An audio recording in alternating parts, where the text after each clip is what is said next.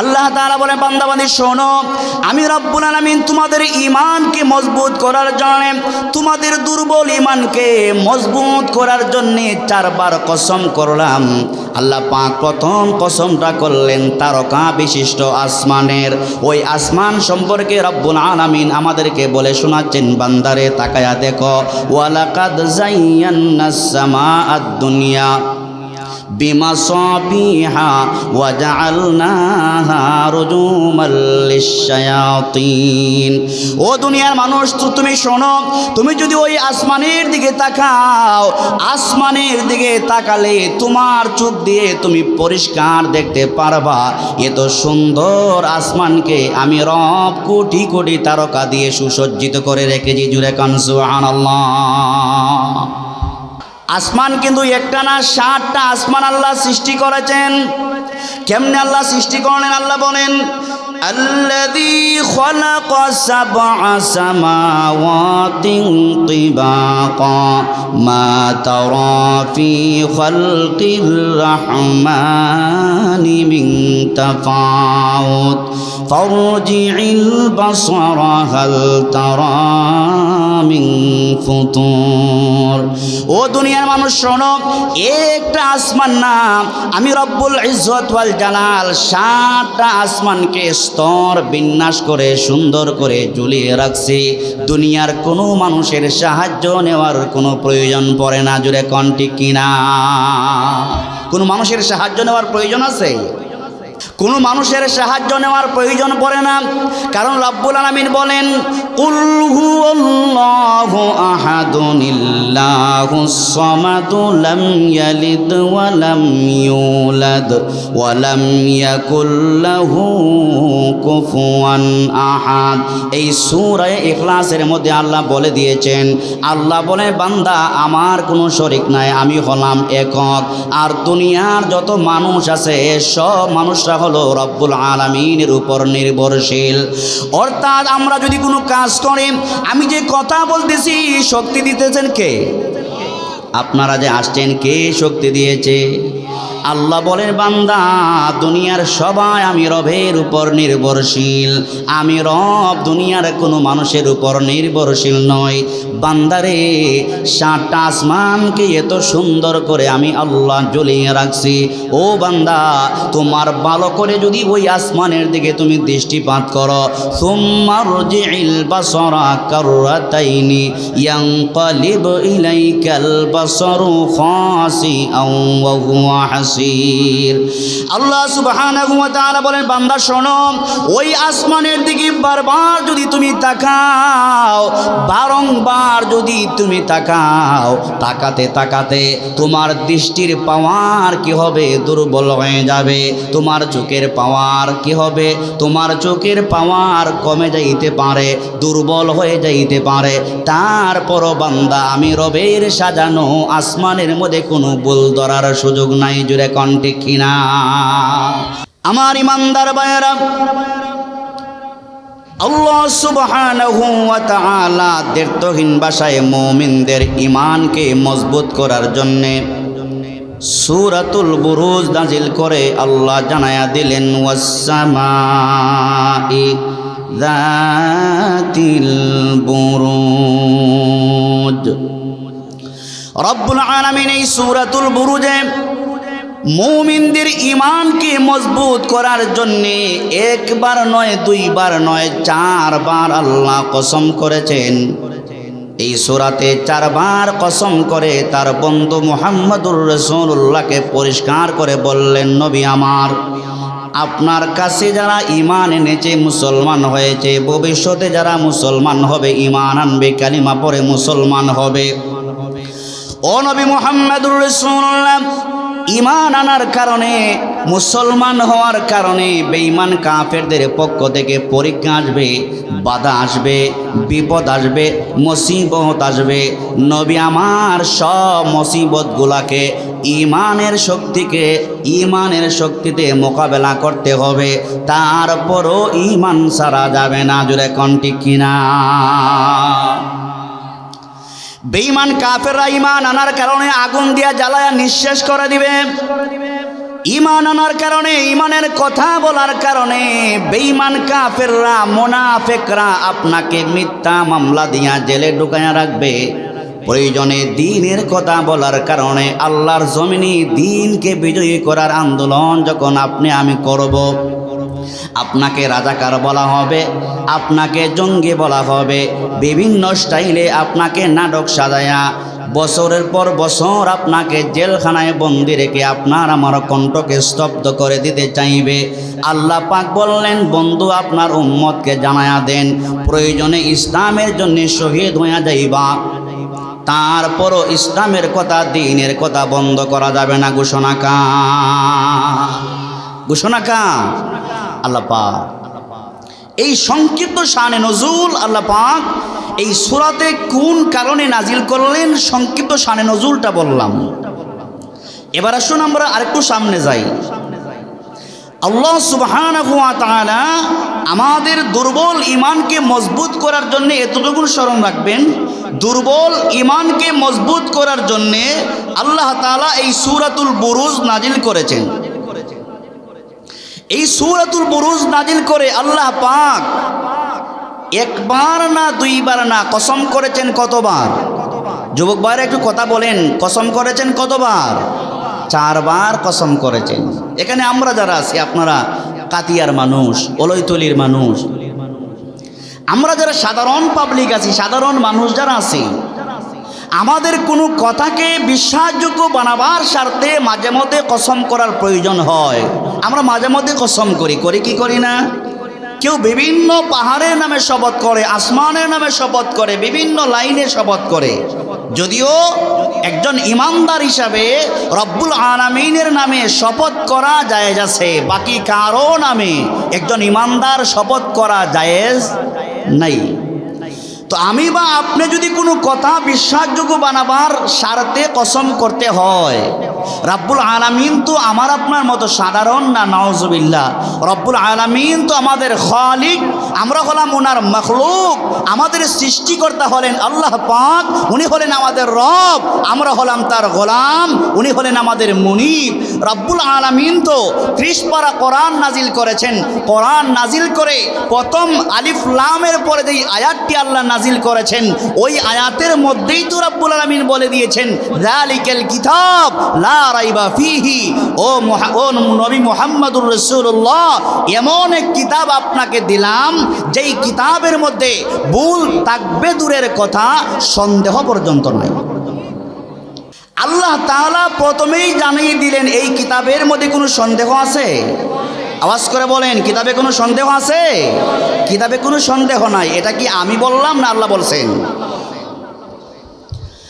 আল্লাহ পাক কোরআনে হাকিমের শুরুতেই বলে দিয়েছেন, যালিকাল কিতাবু লা রাইবা ফীহি হুদাল লিল মুত্তাকিন। এমন এক ঐশী গ্রন্থ আল কোরআন আমি রব্বুল আলামিন নাজিল করেছি। ওই কোরআনে হাকিমের মধ্যে ভুল থাকবে দূরের কথা, সন্দেহ পর্যন্ত নাই। জোরে জোরে কোন সুবহানাল্লাহ। কিন্তু আমার ভাইরা, তারপরও রব্বুল আলামিন যেই কোরআনে সন্দেহের অবকাশ নাই, আল্লাহ পাক ওই সূরাটি নাজিল করার শুরুতেই একবার না, দুইবার না, 4 বার কসম করেছেন।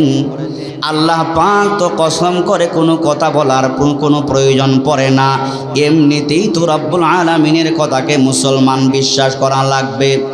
তারপর আল্লাহ কেন এমন কসম করলেন, 4 বার কসম করলেন? আল্লাহ পাক বুঝাইতে চাইলেন, বান্দা শোনো, অন্যান্য সূরা বা আয়াতের মধ্যে আমি রব্বুল আলামিনের যেই কথাগুলো আছে, ওই কথাগুলা আর ওই সূরায়ে বুরুজের মধ্যে 4 বার কসম করে যেই কথাগুলা বললাম, আগের কথা আর সূরাতুল বুরুজে কসম করার পরে কথা, এই দুনো কথার মধ্যে আকাশ পাতাল ব্যবধান আছে না নাই? দুনিয়ার মানুষ যাতে করে আল্লাহ পাকের কথাকে আরো বেশি গুরুত্ব দেয়, আরো তাম্বিহ করেছেন, আল্লাহ তাআলা আরো তাকিদ দিয়েছেন, আরো গুরুত্বের উপর গুরুত্ব দিয়ে বললেন, যাতে করে দুনিয়ার মুমিনরা ইমানদাররা আল্লাহ পাকের সেই কথাগুলাকে গুরুত্ব দিয়ে শ্রবণ করে, যাতে করে আল্লাহ পাকের সেই কসম করা কথাগুলা শ্রবণ করে মুমিন ইমানদাররা তাদের ঈমানকে যেন আরো মজবুত করে নিতে পারে। সুবহানাল্লাহ। তো আল্লাহ তাআলা প্রথম কসম করেছেন আসমানের। কোন জায়গার? এত আসতে না জুড়ে বলেন, কোন জায়গা? আল্লাহ রাব্বুল আমিন প্রথম কসম করেছেন আসমানের। আমরা যখন রাত্রিবেলায় আসমানের দিকে তাকাই, রাত্রিবেলায় আসমানের দিকে তাকালে বলুন তো দেখি লক্ষ কোটি কোটি না এর চাইতেও বেশি তারকারাজি আছে না নাই? আরো জোরে কোন আছে না নাই? এই তারকারাজি দিয়ে যিনি আসমানকে সুন্দর করে সাজিয়েছেন, জুড়ে কোন তিনি কে? আল্লাহ তাআলা বলেন, ওয়ালাকাদ যায়্যানাস সামাআদ দুনিয়া বিমাসাবিহা ওয়া জাআলনাহা রুজুমান লিশ-শায়াতিন। আল্লাহ তাআলা বলেন, বান্দাবান্দি শোনো, আমি রব্বুল আলামিন তোমাদের ঈমানকে মজবুত করার জন্য, তোমাদের দুর্বল ঈমানকে মজবুত করার জন্য চারবার কসম করলাম। আল্লাহ পাক প্রথম কসমটা করলেন তারকা বিশিষ্ট আসমানের। ওই আসমান সম্পর্কে রব্বুল আলামিন আমাদেরকে বলে শোনাচ্ছেন, বান্দারে তাকায়া দেখো, ওয়ালাকাদ যায়্যানাস সামাআদ দুনিয়া বিমাসাবিহা ওয়া জাআলনাহা রুজুমান লিশ-শায়াতিন। ও দুনিয়ার মানুষ, তুমি শোনো, তুমি যদি ওই আসমানের দিকে তাকাও, আসমানের দিকে তাকালে তোমার চোখ দিয়ে তুমি পরিষ্কার দেখতে পারবা এত সুন্দর আসমানকে আমি রব কোটি কোটি তারকা দিয়ে সুসজ্জিত করে রেখেছি। জুড়ে কান সুবহানাল্লাহ। তাও আবার আসমান একটা না কয়টা? তাও আবার আসমান কিন্তু একটা না কয়টা আসমান? 7টা আসমান। কয়টা আসমান? কিন্তু একটা না 7টা আসমান আল্লাহ সৃষ্টি করেছেন। কেমনে আল্লাহ সৃষ্টি করলেন? আল্লাহ বলেন, الذي خلق 7 سماوات طباقا ما ترى في خلق الرحمن من تفاوت فارجع البصر هل ترى من فطور। ও দুনিয়ার মানুষ শোনো, একটা আসমান না, আমি রব্বুল ইজ্জত ওয়াল জালাল 7টা আসমানকে স্তর বিন্যাস করে সুন্দর করে ঝুলিয়ে রাখছি। দুনিয়ার কোনো মানুষের সাহায্য নেওয়ার কোনো প্রয়োজন পড়ে না। জুড়ে কোন ঠিক কিনা? কোনো মানুষের সাহায্য নেওয়ার প্রয়োজন আছে? জুড়ে কোন? কোনো মানুষের সাহায্য নেওয়ার প্রয়োজন পড়ে না। কারণ রব্বুল আলামিন বলেন, কুল হুয়াল্লাহু আহাদুনিল্লাহুস সামাদু লাম ইয়ালিদ ওয়া লাম ইউলাদ ওয়া লাম ইয়াকুল লাহু কুফুয়ান আহাদ। এই সূরা ইখলাসের মধ্যে আল্লাহ বলে দিয়েছেন, আল্লাহ বলেন, বান্দা আমার কোনো শরীক নাই, আমি হলাম একক। আর দুনিয়ার যত মানুষ আছে সব মানুষরা হলো রব্বুল আলামিনের উপর নির্ভরশীল। অর্থাৎ আমরা যদি কোনো কাজ করি, আমি যে কথা বলতেছি শক্তি দিতেছেন কে? আপনারা যে আসছেন কে শক্তি দিয়েছে? আল্লাহ বলেন, বান্দা দুনিয়ার সবাই আমি রবের উপর নির্ভরশীল, আমি রব দুনিয়ার কোনো মানুষের উপর নির্ভরশীল নয়। বান্দারে 7টা আসমানকে এত সুন্দর করে আমি আল্লাহ ঝুলিয়ে রাখছি। ও বান্দা, তোমার ভালো করে যদি ওই আসমানের দিকে তুমি দৃষ্টিপাত করো, সুম্মা রজিল বাসরা কাররাতাইনি ইয়ানকালিব ইলাইকাল বাসরু খাসিআন ওয়া হুয়া হাসির। আল্লাহ সুবহানাহু ওয়া তাআলা বলেন, বান্দা শোনো, ওই আসমানের দিকে বারবার যদি তুমি তাকাও, বারংবার যদি তুমি তাকাও, তাকাতে তাকাতে তোমার দৃষ্টির পাওয়ার কি হবে? দুর্বল হয়ে যাবে। তোমার চোখের পাওয়ার কি হবে? তোমার চোখের পাওয়ার কমে যাইতে পারে, দুর্বল হয়ে যাইতে পারে। তারপরও বান্দা আমি রবের সাজানো আসমানের মধ্যে কোনো ভুল ধরার সুযোগ নাই। জুড়ে কোন ঠিক কিনা? আল্লাহ পাকের সাজানো আসমানে দুনিয়ার কোন মানুষের এই চামড়ার চোখ দিয়া হাজারবার যদি আমরা তাকাই, চিৎকার করে বলেন সাজানো আসমানে বল ধরার কোনো সুযোগ আছে? কারণ আসমান বানাইছেন যিনি, তিনি কে? আল্লাহ পাকের সাজানো আসমানে বল ধরার কোনো সুযোগ নাই। আপনারা তো বিশাল বিশাল দালান অট্টালিকা বানান, বলুন তো দেখি আমার আপনার ঘর যত দামি ইঞ্জিনিয়ার দিয়া বানাই না কেন, যত দামি রাজমিস্ত্রি দিয়া বানাই না কেন, আমার আপনার ঘরের মধ্যে মাঝে মধ্যে কোনো ভুল থাকে কি থাকে না? আরো যেরকম থাকে কি থাকে না? আমাদের বিশাল অট্টালিকার মধ্যে ভুল থাকে। সামান্য ভূমিকম্প হলেই বিশাল অট্টালিকা ধসে পড়ে যায়, ভেঙে পড়ে যায়, ফাটল ফেটে যায়, মাঝখান দিয়া ফেটে যায়। কিন্তু তাকায়া দেখেন এই যে বিশাল বড় বড় ভূমিকম্প হচ্ছে, রব্বুল আলামিনের ওই 7টা আসমানের মধ্যে কোনো ফাটল নাই, কোথাও কোনো ছিদ্র নাই, কোথাও কোনো আঁকা বাঁকা নাই। মানুষ আসমানের দিকে যতবার তাকাবে তার ঈমানটা তত মজবুত হবে। জুড়ে কোন ঠিক কিনা? তো আল্লাহ তাআলা ঈমানকে মজবুত করার জন্য এই সূরাতুল বুরুজে প্রথম কসম করলেন ওয়াসসামা ইদাতিল বুরুজ, তারকা বিশিষ্ট আসমানের শপথ আল্লাহ করলেন। এবার আসুন আমরা আর একটু সামনে যাই। আল্লাহ বলেন ওয়াল ইয়াউমিল মাউউদ। কষ্ট হয় আপনাদের?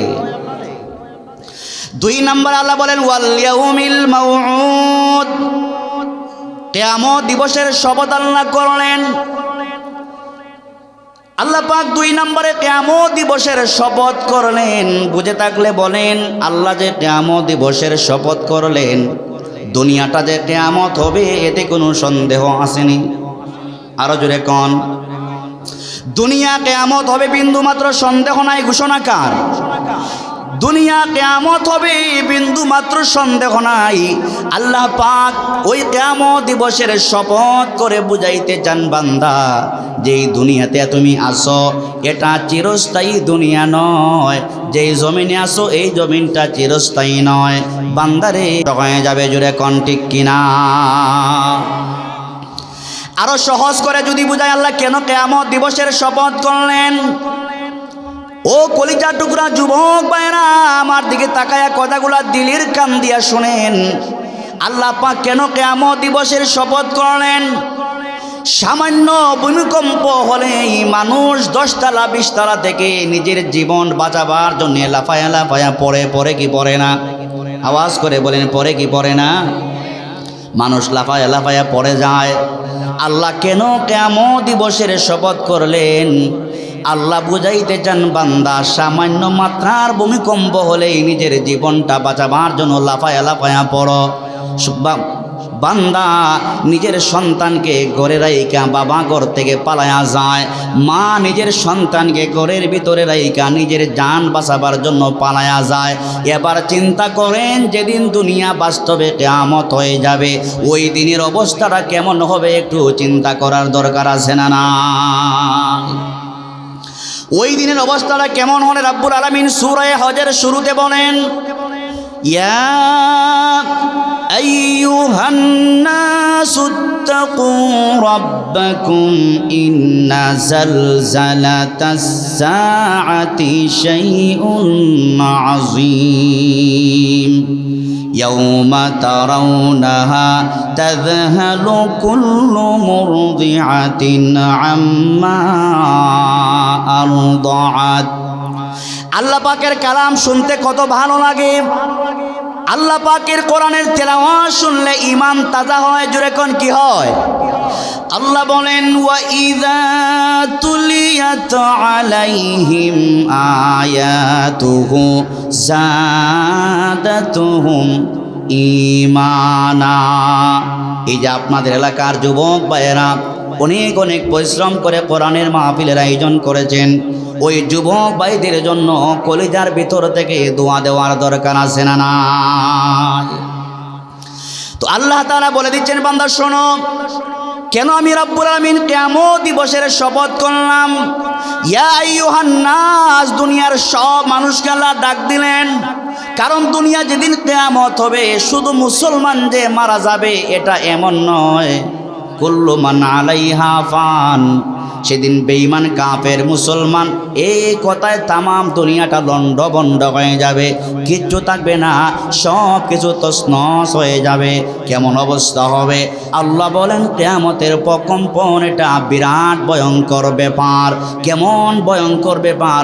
আল্লাহ বলেন ইয়াউমা তারাউনাহা তাযহালু কুল্লু মুরদিআতিন আম্মা আরদাআত। ও আমার যুবক ভাইয়েরা, মুরব্বী বাবারা, বাস্তবে যেদিন ইসরাফিল সিংহায় ফু দিবে, কিয়ামত যেদিন ঘটবে, যেই মা তার কোলে শিশু বাচ্চা আছে, ওই বাচ্চাকে মা দুধ পান করায়। শিশু বাচ্চাকে মা বেশি মহব্বত করে কি করে না? শিশু বাচ্চাকে দূরে রাইখা শিশু বাচ্চাকে ঘরে রাইখা মা কিন্তু বেশি দূরে যায় না। বাচ্চার মায়ায় মা সব সময় বাচ্চার আশেপাশে থাকে। রব্বুল আলামিন বলেন বাস্তবে কিয়ামত যেদিন হয়ে যাবে, কিয়ামতের প্রকম্পন অবস্থা দেইখা, ভয়ানক অবস্থা দেইখা আপন মা তার কলিজা টুকরা সন্তানকে দুধ পান করানোর কথাটা পর্যন্ত ভুলে যাবে। ঘোষণা কা ওয়াতাযাউ কুল্লু যাতি হামলিন হামলাহা। আল্লাহ পাকের কথা বড় ভয়ানক কথা। ওয়াতাযাউ কুল্লু যাতি হামলিন হামলাহা। যেই মাদের পেটে বাচ্চা আছে, মায়ের রেহেমে বাচ্চা আছে, মায়ের পেট হলো সবচাইতে নিরাপদ জায়গা। দুনিয়ার আলো বাতাস ঢুকে না, দুলাবালো কিচ্ছু ঢুকে না। কিন্তু রব্বুল আলামিন বলেন বাস্তবে যেদিন কিয়ামত হবে, ওই দিন মার ডেলিভারি হয়ে যাবে, মা টেরই পাবে না। শুধু কি তাই নি, আল্লাহ আরো বলেন ওয়াতারান নাসা সুকারা।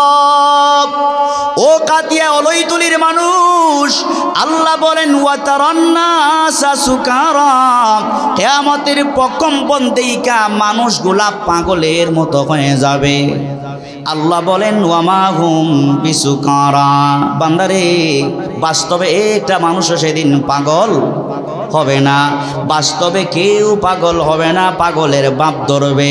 কেন ভালো মানুষগুলা পাগলের বাপ ধরবে?